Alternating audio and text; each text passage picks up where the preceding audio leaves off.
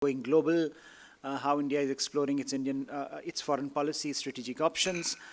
This is more looking inwards about in terms of in the context of challenges that India faces, in whether it's infrastructure, whether it's education, health. What are the sort of demands that people are making of Indian policymakers, and where does this conversation emanating out of the collective efforts of think tanks fit into that spectrum? And this is important because we are looking at, a lot of the people talked about India's demographic dividend, or whether it might potentially become a demographic burden. So the challenge for policymakers is how do you harness those aspirations of India's youth, who are becoming very demanding. I think the question that was raised in the first panel about elections, as to what is going to happen in these elections. I think this is an important question because it will tell you, whatever the outcome of these elections, it will tell you something very interesting about India. That Indians are becoming impatient with policymakers. And so you have this big wave of Mr. Modi. He came to power. There is some sense that he has delivered on some fronts but not delivered on others, especially given the hopes and aspirations that he had raised.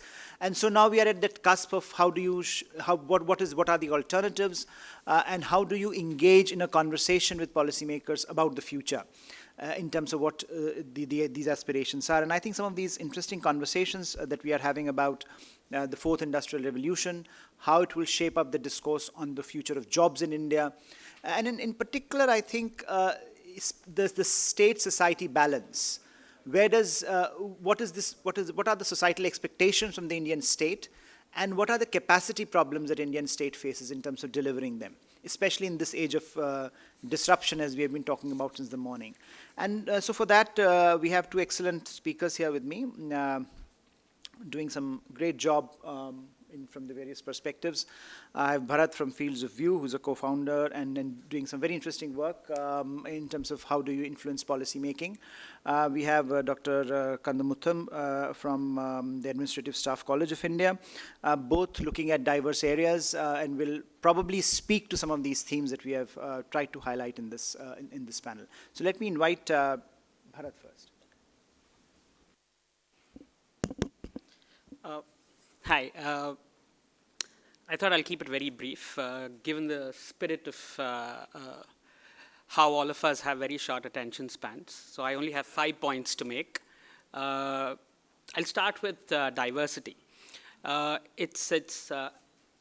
Given what you were talking about, the evolution and thinking, thankfully, people don't call diversity a strength anymore.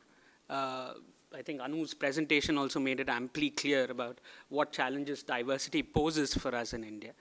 And especially with the increased use of technology, one of the things that we sort of forget is that technology doesn't understand diversity. Technology understands modularity, technology understands standardization, technology understands everybody is a box. Everybody is the same, you use the same values. Anything beyond, technology struggles. What is that beyond, right? In the Indian context, historically, diversity has been talked about as socioeconomic in a large sense, caste and class, so on and so forth. But the last couple of decades has also moved to aspirations. We don't think about aspirations very clearly when we think about policy roadmaps, strategy documents, right? Because if you look at even in the morning session when we're talking about the vision documents, when we're talking about the strategy documents, aspirations from the people is not very clearly outlined. And who are these people? Where do they come from? What do they want? And I think one of the questions also was very reflective of that, right? When the gentleman said, I'm from the Northeast, and there is a thirst for infrastructure, there is a thirst for development, right? The needs of the Northeast is very different from the needs of Bangalore, is very different from the needs of Baroda, for example, right? So accounting for that diversity when we think about policy has been a shortcoming, and rather unfortunately in the push for using technology, we haven't even included that in the conversation. The second portion that I will talk about is essentially asking us to look at literature and art a little more seriously. We don't seem to look at these two areas as sources of inspiration. Failure of society, failure of our direction that we take in society and failure of policy pathways has been mapped out fairly well in these two areas. All we have to do is look at all the science fiction novels, right? All the dystopian novels that have been already written. It's not new. And we are living in one of them at this point in time, if you look at different stories across the world. So what can we learn from them is the question. How do we draw that into the discussion? Because the role of technology, again, is not that about it is clean. There is politics involved in technology, and it does shape how we interact with each other. It is not this knight in shining armor that sort of comes to our rescue. More often than not, it's this creeping up influence. It constantly shapes how we interact with each other. It constantly modifies the nature of our interaction, and that tends to increase polarization. So the question then is, how do you reduce polarization, right? How do you have a dialogue rather than a conflict-enabled situation, right? How do you have a discussion? So sort of that leads me to the question of polarity, right? One of the things that we do in Bangalore is, as an organization, we create tools to sort of increase dialogue. And we are in Bangalore, right? One thing that all funding bodies ask us is, because we are in Bangalore, can you do something with technology? It doesn't make any sense, but let's say yes. What all of them forget is that in the online world, people don't see each other necessarily. And in many experiments and situations that we've conducted, if the same conversation happened in a chat room, or over Twitter, or over Facebook, or LinkedIn, whichever medium you want to pick, we'll be more violent with each other. We will be more nasty to each other. And that we've seen across the board. When we put the same people in a physical space, we tend to be a little more polite. For some strange reason, right? We don't want to come off as rude. Or many of us don't want to come off as rude. And that changes the nature of the conversation. And this is very, very important in the context of India, because when we talk about diversity, we are talking about people who earn a few rupees a day to a few lakh rupees a month, right? Living on the same street. I'm not talking about living miles away. Living on the same street. People who worship different gods. People who have very, very different practices. People who don't speak the same language as neighbors. So then this sort of a conversation becomes important. And that's where bringing in the virtual and the real worlds together becomes critical. The next portion, I think, is to think about polarity, right? When we think about polarity, it emerges from this notion of having this one static future definition.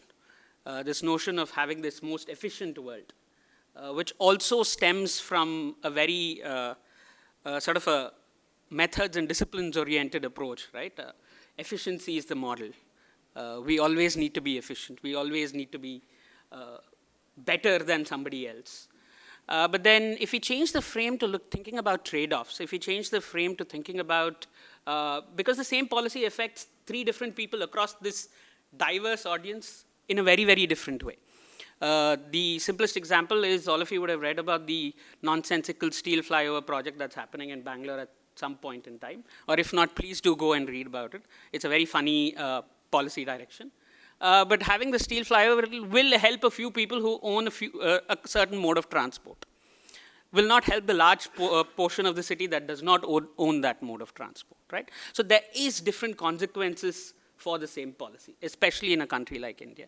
So using the frame of trade-offs would help us as think tanks as well to be able to have the conversation with different constituencies.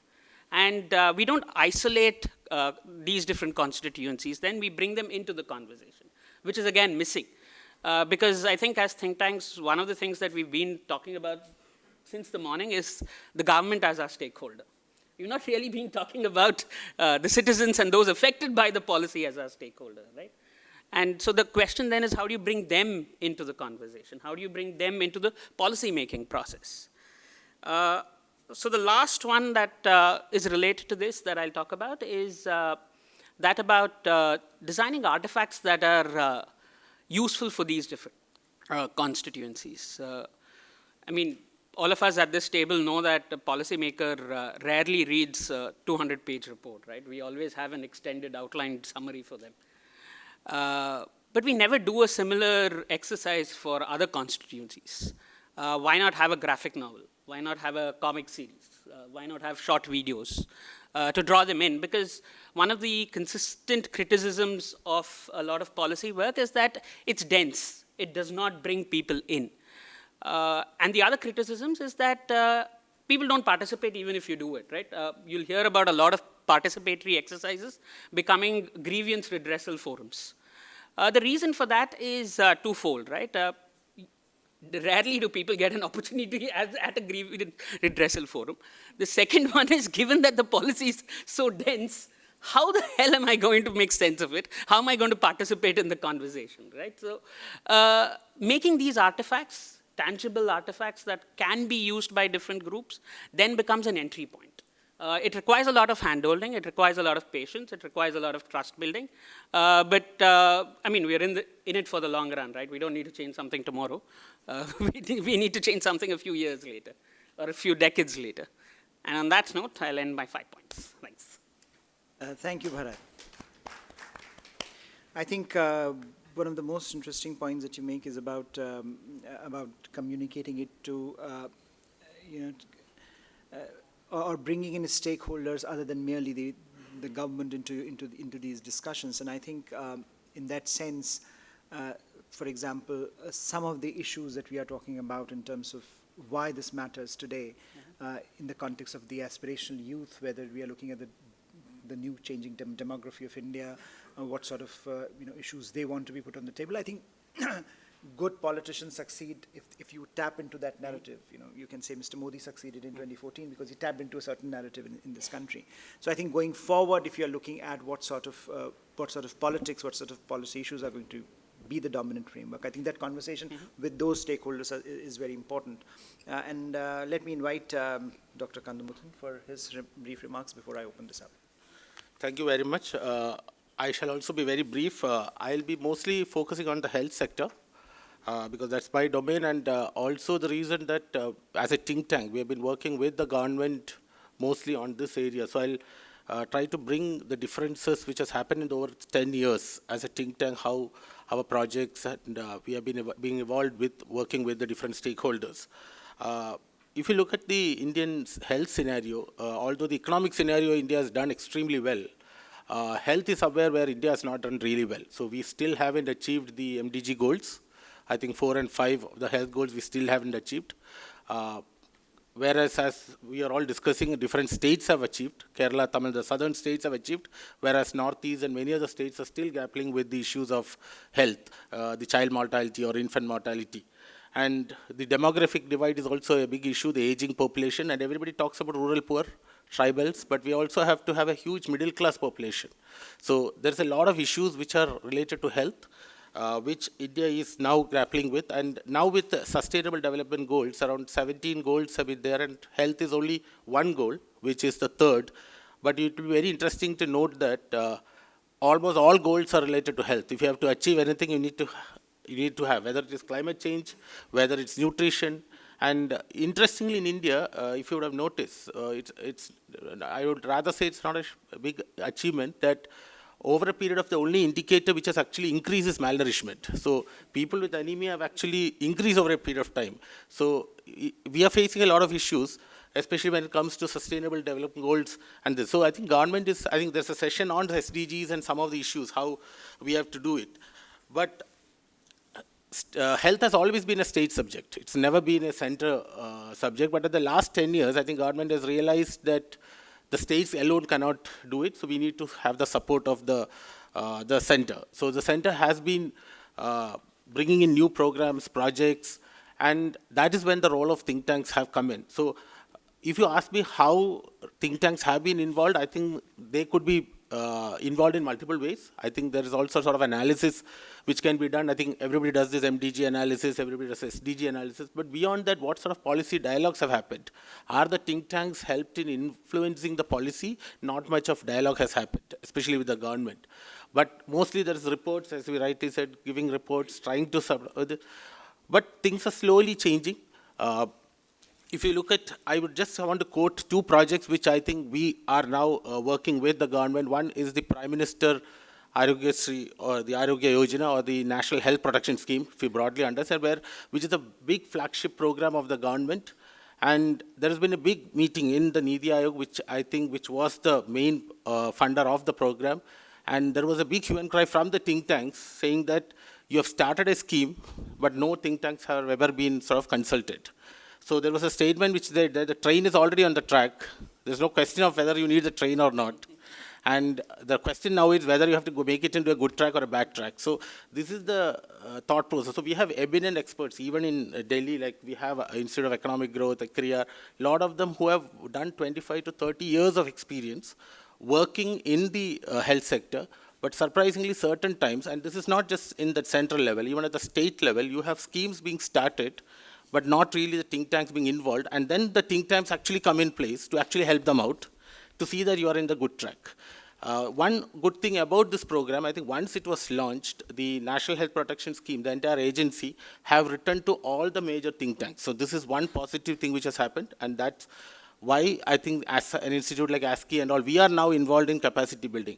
And again, as a think tank, we are only, most of the activity are related to capacity building. But are we not independent research? Where are the independent data which is being come out? Government, whether state or central, have been a little touchy about giving the health data out to the people. So we can do excellent analysis, but generally the data has not been this. So that's one concern which we have.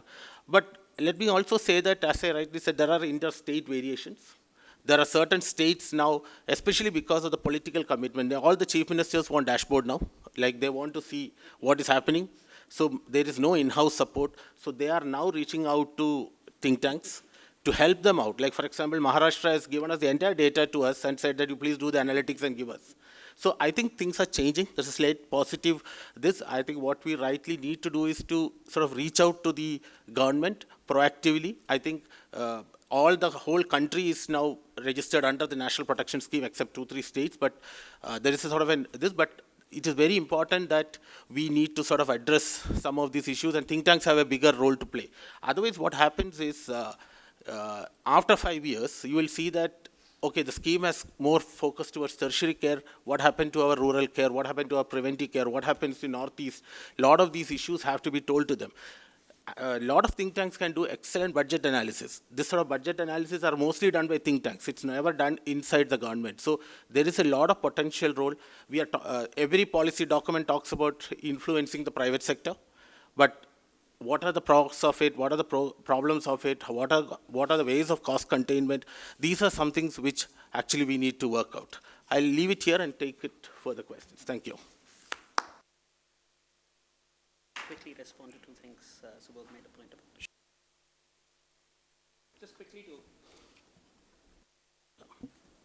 Just to quickly respond to what Subodh was saying, right? Inherently, we're technophiles at heart. Across the country, we like technology, we like dashboards. And that's a way in for us.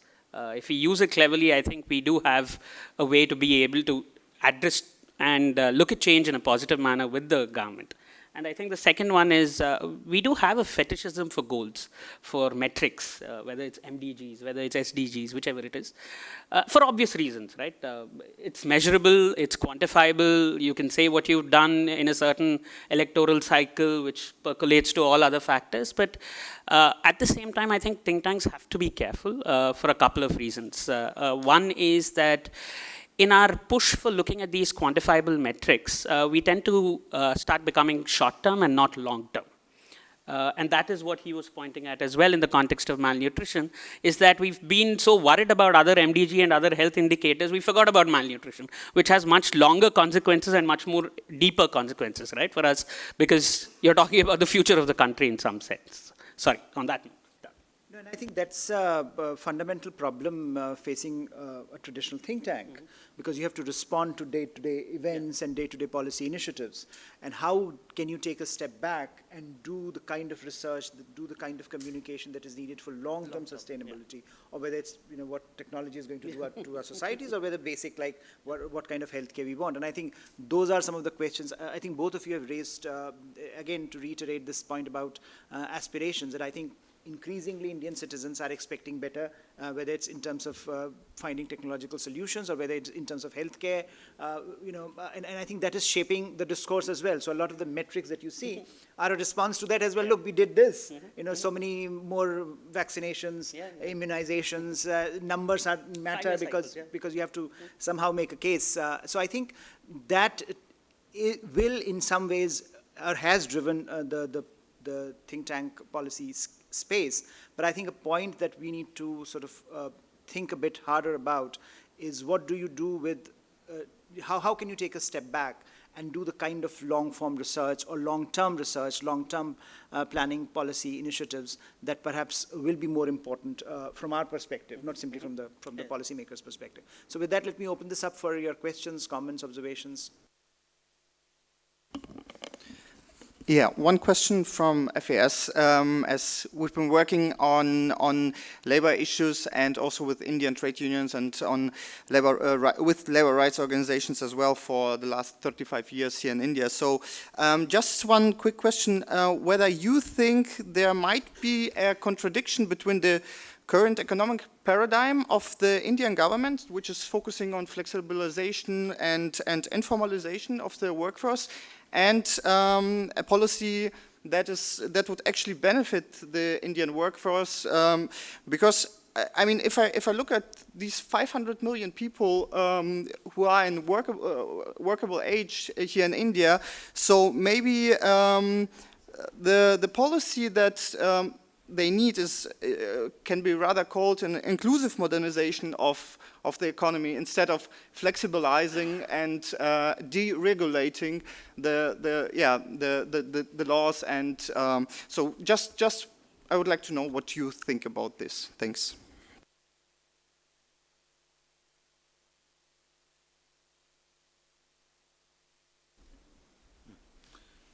Looking to the whole question of healthcare, like, do we also see in India the growing issue of job employment, and this also would be one of the finest areas where the think tank can operate and give the data of how much is the employment in healthcare and how far it will be beneficial for the people to move on, and that will also bring out a larger area of long-term planning for healthcare. Like a small state like Nepal, which has already brought in within its own constitution of child care issues, within the same way, can India also bring a constitutional remedy for that? That's what I'm thinking.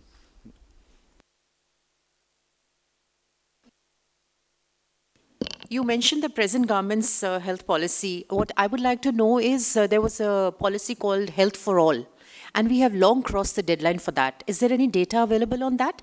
And the second brief question is that there are a lot of new diseases, new problems like obesity, blood pressure, diabetes. Is there any data available on that? And what is the think tank's role in that, on policy formulation?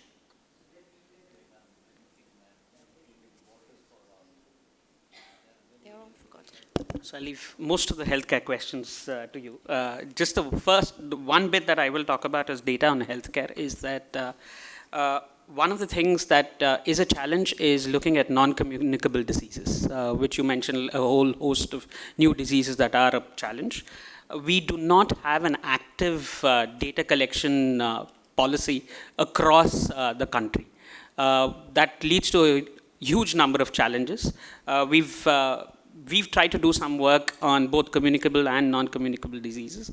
A few issues that plague data collection in India when it comes to healthcare is that there is no single point of service when it comes to healthcare in India. You have right from informal healthcare operators to formal healthcare operators, public and private across the board, and none of them are mandated to report any form of incidents across the board.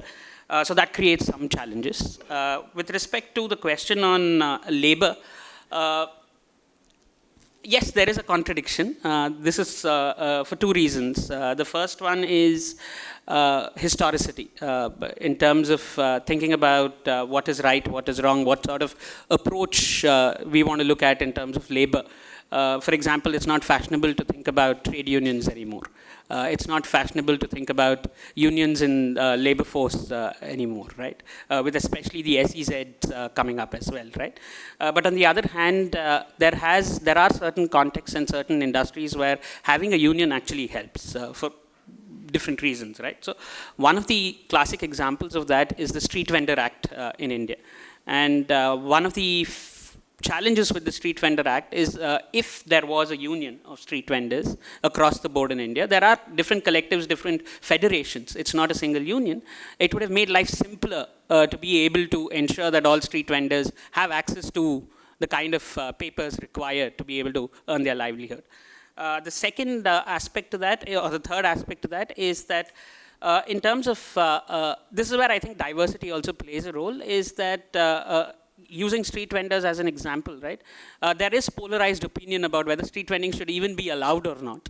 So I think engaging with all these stakeholders to even talk about the pros and cons of all of this would make it easier to think about a policy direction. Some of the confusion stems from the fact that we don't really know who we are addressing at this point. Just to add the question of the health for all, I think there was a discussion. I think this policy was in 1978, the WHO Almaty Declaration. Now, interestingly, it ended at 2000, and the same year we started MDGs. Right, 2015 we ended MDGs, we haven't achieved, we started the SDGs. So I think it's a sort of a progression. So if you ask me, we haven't achieved, I think globally many countries have achieved, so we just continue. One point which India followed is, I think we are still at the beginning, is something called the universal health coverage. So many states like Thailand have already achieved it. South Africa is always half through. India is now thinking about the universal health coverage. And that's when this discussion about all this health for all, the national health policy talks about it. So I think the national health policy in 2016 is a very comprehensive. The idea is to go towards universal health coverage. So this entire scheme which I was talking about, National Health Protection Scheme, or in the English word, is all about covering everybody in the country. So that's it. Now your question about the... And what's the time frame? For the National Health Protection Scheme, it's continuous. Once you've started, you can't stop. It's how, it's the history in the other states. So states have state-specific insurance schemes. So I come from Telangana, AP, which has been running for 10 years. Whether it's running well or not, again, this is think tanks have not been really able to analyze those data. I'll come back to that for your related question, because you asked questions about obesity, the non-communicable diseases. There are think tanks like Public Health Foundation of India, which have worked quite a bit. And we have also, one of the India's advantage is the excellent data sources. I think the Ministry of Statistics collects excellent data on National Sample Survey. So we have 42nd, 60th, 72nd round, which is the latest. A lot of think tanks do analysis. So they do a lot of analysis trying to sort of influence the government, trying to say that the incidence of CVDs are very high. However, the data which is with the government, like the insurance, like for example, everybody who's an insurance patient, the entire data is the government. Such analysis have never happened. So that's mostly been internal.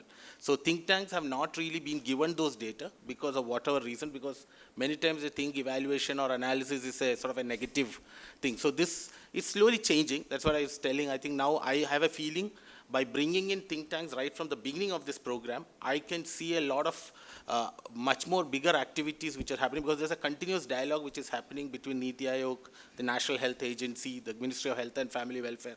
I also have to add that every year Government of India does a National Health Summit, which brings together all the innovations. And surprisingly, now last 2-3 years, think tanks are invited for that. So there's a positive change from the government side also to involve think tanks in this. Thank you. Yes. I just had a related question. I'm just curious to know if you look at Swachh, which is a parallel or an analogy. Correct. Was the role of think tanks at design or then evaluation stage different from what you've just described in health, or pretty much the same? I think even in Swachh Bharat also there has been institutes identified, including our own institute, where there's an urban governance area.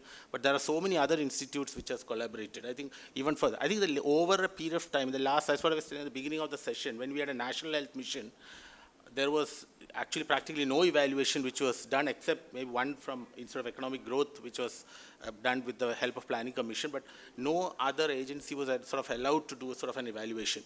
So, but right now, if you see, a lot of evaluations, a lot of rapid assessments are happening. Even our own state, where we are implementing something related to Mohalla clinics, right at the beginning, the government has asked us to do a sort of a baseline study and a rapid assessment. So I think things are changing. There is a role for think tanks which is happening now. So I actually, sorry, quickly to respond, I actually differ with you on that in the sense that at the district or the block or even at the state level, what you mentioned about baseline studies, that language has come in. That has happened, percolated right down to the bottom. But where it hasn't happened is setting the mandate at the national level. There is a gap. The mandate is not really so-called consensus driven. So which creates a lot of challenges across different districts. I think what you were mentioning also and what somebody else was mentioning earlier is that even within the same district, the disparities are huge in many contexts, right? So that is a result of not having the consensus model in some case. And with respect to health data, again, just to again disagree with you, some kinds of data are available. For example, to give you another context, TB, for example. Yeah. In the context of Karnataka, if we have to do anything with respect to TB, we have to work with 17 different bodies just to get data from them. Not even to sort of submit reports to them, just to get data from them. 17 different bodies. So there are some data, the NSSO, for example, that you mentioned, and the national health coverage data is a wonderful starting point. But if you want to take it beyond that, there is a lot of work to be done. Sorry.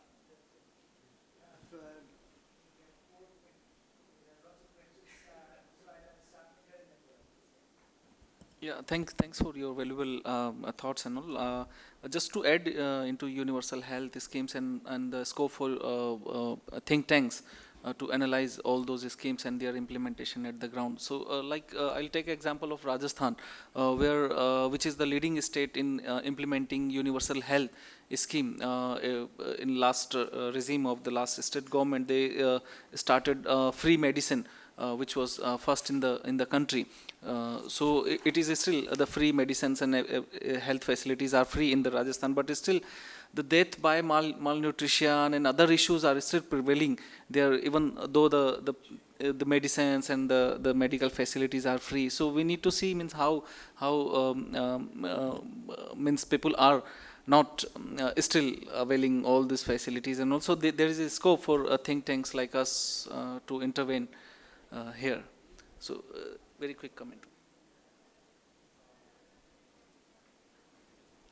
Friend, okay. Yeah. So while there's a clamor for higher education, basically, people want to go for higher degrees, the government is also stressing on skill development for the underprivileged class who cannot afford higher education. There is another level of education which is kind of there but being ignored, that is the community colleges, I wonder what steps, the NGOs, the think tanks, the government is thinking in those directions. Because in the US, what I've seen is it's been a huge success, And community colleges provide a decent and affordable education to start off with,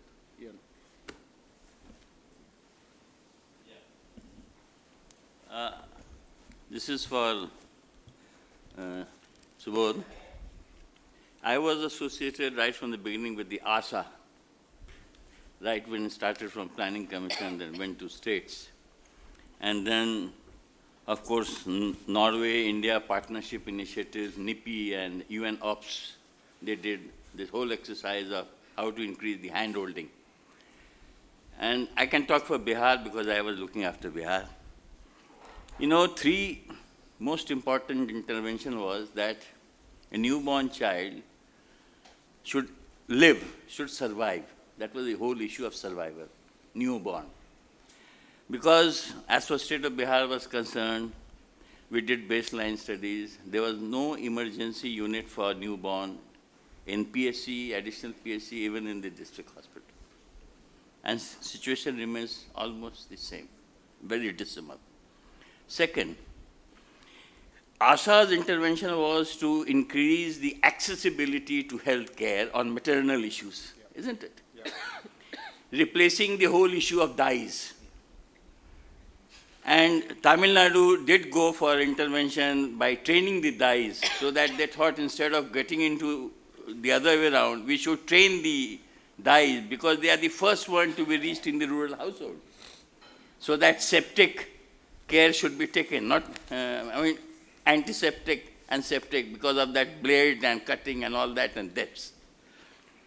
But Ashas, it turned out to be, today they have become the largest union asking for regularization, absorption in the government system, and to become on par with nurse. And the whole thing has come a big cropper.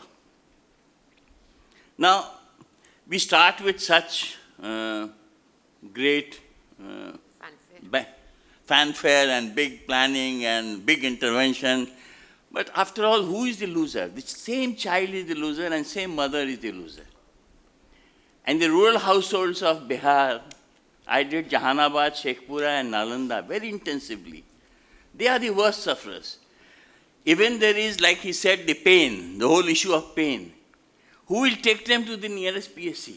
And how many hours it will take? And whether the mother will reach in time to be able to survive through the whole period of the child delivery process.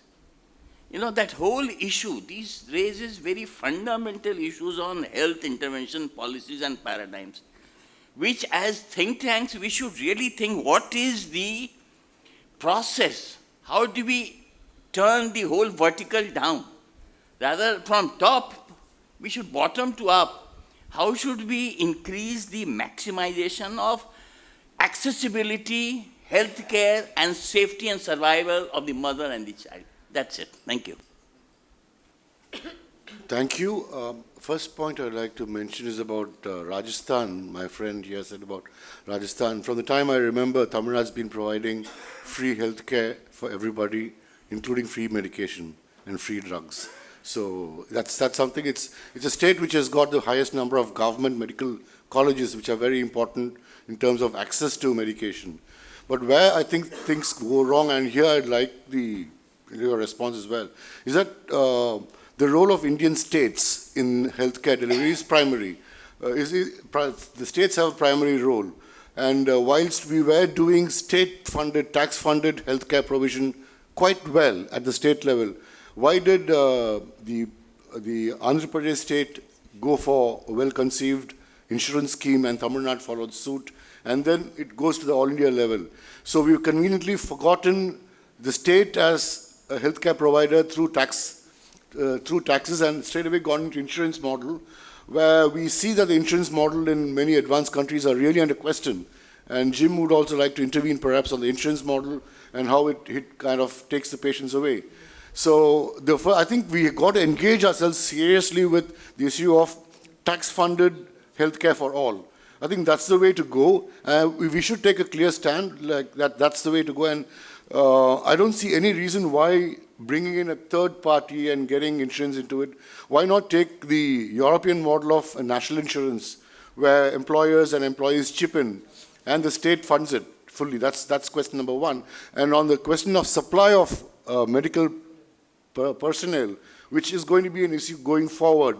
You see, like in Tamil Nadu, the example has been what medical practitioners, heads of institutions have told me is that doctors who come from rural areas compared with cities are the ones who really stay back, want to have a passion to go back to the villages and serve. So aren't we trying to distort the whole thing by bringing in one India, one test kind of a thing, the form of national entrance examination test, in the term of NEET, because we don't know where, if I were a medical aspirant, I would get a place in Rajasthan, for instance. What is there in it for me to stay back in Rajasthan and work there, whereas I could come back to Tamil Nadu and work there? So I think we got to look at policy dimensions from these issues as well. Thank you. I think think tanks should take a very bold step of looking into health of these schemes itself, health schemes. And the reason is that we are going all by government data. I think the biggest challenge to think tanks is, it may be very difficult, but wherever it has happened, you talk of public sector efficiency. I give you the case of Professor Ramanathan. He had his own way of calculating profits. So as long as you go with the data that has come out from the government, I think let that be done by government. But what is the role of think tanks? Why don't they come forward and create their own database, small or big?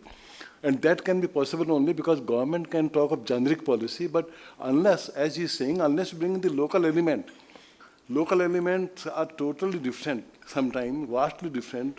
And therefore, I think the policies do not work. You take the case of baseline survey. You mentioned about baseline survey. Many of these baseline surveys don't have any base, in the sense that you just sit at one place, collect data. You take the ODF now, which we have done under CSR schemes. Half of the toilets, they don't work. Now, we have done a study in, say, Andhra, 5,000 villages, another 3,000 we are doing. You see the problems there, water is not there, then you just can't shut the door. Third, tap is not there. So, just moving forward, when you talk all that, Singapore's development, as Mehbubani told, was only one point. We try to run in all directions, but we are not the center of the problem. And the problem in Singapore was that they also had, like India, in 1960, all latrines were wet. And from wet latrines, they made dry latrines. That was the single point. If you go through Mehbubani's book, that transformed Singapore. So we are talking all big things, but you don't have we don't work, I think, the foundation. Superstructure we want to create, but what is there into that? So third, alternative schemes. You say Arogya, you say any kind of thing, money comes in picture. Money is money, I think. If people don't know, I think you may talk of several schemes, IT and all that is there. But understand, whether IT has gone to the grassroots, how many people are not there in the IT thing, even today? Think of those people. And if that's the case, I think it's the alternative schemes that they're going to work, I think. India has relied on that. Don't throw away your past and look to what others have done. Because those things may operate there under their conditions, in Indian conditions, they are not going to work. So we must come out of that and have our own mind, I think, on what we should be doing and how we should proceed. Again, talking of data, the data outside the government are very limited. Even the NSSO, it is a government body, the National Sample Survey, and they bring out and fairly reliable data, and they have their own structure, and it is basically outside the government control mechanism. But at the same time, if you want to, if think tanks have to do big national level surveys, the amount of resources that is needed, they just don't have. Yes. Even together they cannot do it, they cannot raise it, unless government comes out with big support, either government or some other private agency. Because it will be costing you huge amount to do a national survey. So what they do instead is only some pilot studies on a limited basis in a locality. And that doesn't help much. It only helps you to tell certain things, certain behavioral aspects on the locality, but it doesn't, you cannot generalize from that. The other point is, that along with this, the government also has huge amount of administrative data. For example, just to take one example, if I want to know how many villages do not have a hospital within 5 or 10 kilometers radius, some of the states have that data. They can easily make it available if you go and talk to them, but they will not make it public. I think that is one thing, that why the digital divide is there, and if the administrative data, some of it at least is made available, of course one has to use it with care. We cannot just blame the government for all the failures, we have to see their success also. But if that is made available, I think that will be a big advancement over the current state for TT, for the think tanks to analyze the issues.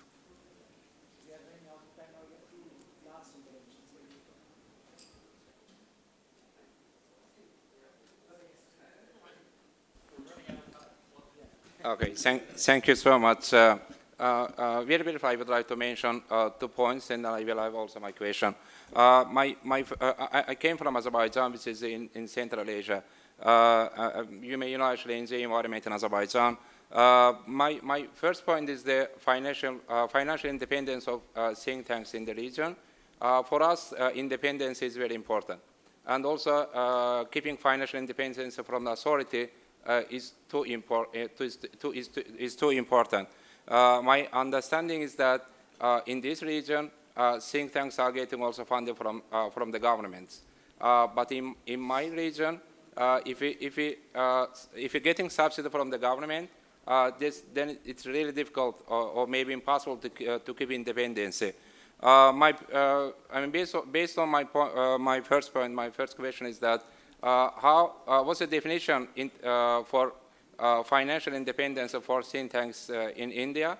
If you are getting finance or subsidy from the government, how you able to keep independence and to prepare to produce independent reports and also or let's say feedback recommendation for the government. And then second point, which Professor Malcolm mentioned in the morning session, that think tanks bridge build bridge between knowledge and policy and also between authority, government and public.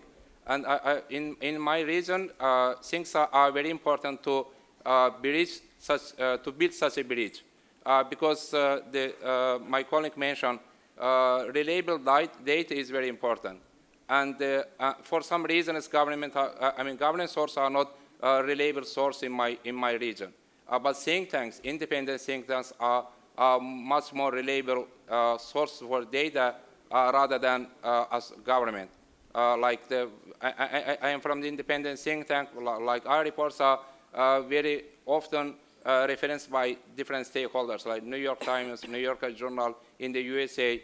My second question is how's the let's say reliability for think tanks data in India? I mean, which data is more reliable, the government data or think tanks data? Thank you. Yeah, the last question is to Dr. Subodh Kadamuthan. Since you are dealing with health policies, and we're also looking at how to bridge the demographic and demographic divide, this morning also this came up for discussion about the aging population in India. You're looking at people, who are going to be 60, 70, 80 and still, requiring health services. And also it is going to be a big financial burden for the state. So with your growth, economic GDP being 7.4%, about a major portion of this is going to be taken away towards healthcare. That's going to cause serious issues for us. So are we doing some kind of a study on how are you going to bridge this gap on economic growth vis-a-vis the requirement of healthcare for the aged? And are you also going to plan to use these aged population in a more productive manner, because at the moment they're just being wasted? So I think this is a serious question that needs to be addressed.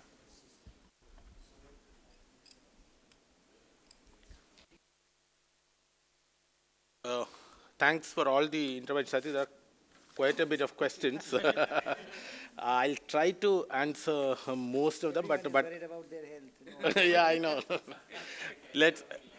I think very interesting points made about ASHA. I think how situations have changed. I'll just want to give you one sort of a think tank report. I think what's again done by us for the government, how small intervention in the field we miss out. Like, for example, we were talking about institutional deliveries. ASHAs have to go to the field, or the village volunteer has to go to the field, get the women to the hospital. And it was found out that the decision is not made by the woman. So ASHA goes and talks to the woman, but the decision is taken by her husband or the mother-in-law. So ASHA is not trained to talk to them. So she's scared to, so they never talk to them. So many times this has been a sort of hindrance. So there's something called interpersonal communication, behavioral change communication. These things are not sort of given importance. So those issues are also important. And also you have in India a situation where you have a highly dominant population of a particular religion. You put another religion as a volunteer, you are not going to sort of build that relation. So many inherent issues in the human manpower also are there in the country. Just to add, I think what Sir was telling is very important about the data availability. I have to tell you that when we did a study on Arogyasri evaluation, we got a funding from IDRC. IDRC is a Canadian. But what happened was when we did an independent study, like Sir was also telling, and we came out with the results, the government said no, because we didn't have the baseline study. So we had to go to Maharashtra to compare. We used a lot of econometric methods. The government said, no, there are a lot of assumptions, we are not going to take it.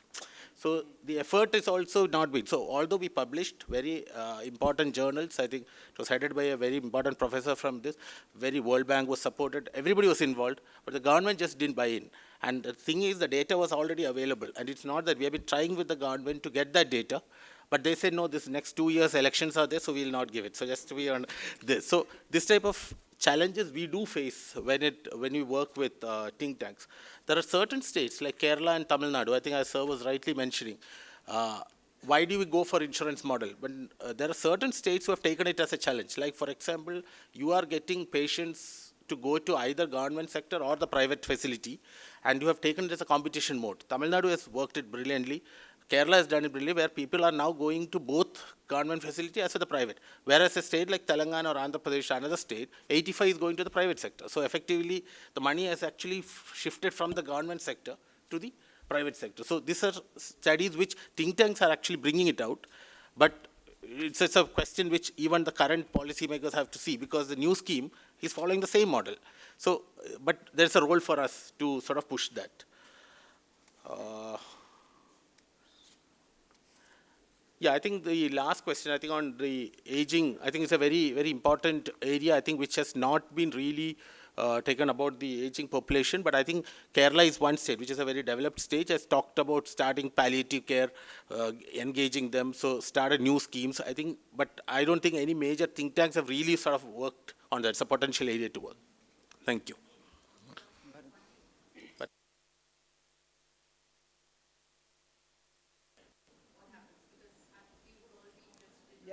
Oh, okay. How do you get the funding? Right. Okay. Yeah, I think we'll take that question. There are subsequent. Worried about our health. There is lunch there. So Bharath. Yeah. So I think one question, underlying theme when it comes to healthcare and or otherwise, especially what Sam was also talking about, is the how much of decentralization, how much of centralization.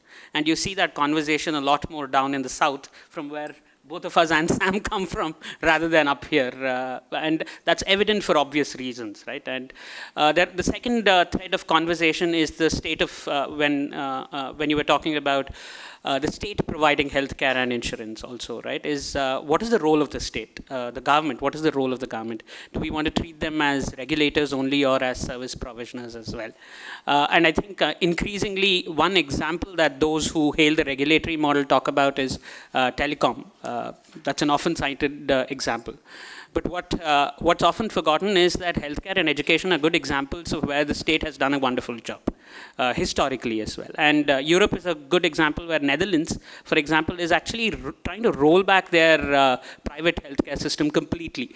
One of their biggest hospital chains, OLVG, is actually shutting down after it was privatized. So I think there are lessons to learn from across the world in terms of the state, the role of the government, and especially skill development is a good example of where we seem to have abdicated that responsibility, the government rather, when I say we, the government seems to have abdicated that responsibility completely. A lot of the NGOs are doing, I think one good result of the CSR Act is a lot of that money has gone into skill development. That's, I guess, the only good advantage of the CSR Act so far. Thanks. Thank you very much. Let's give a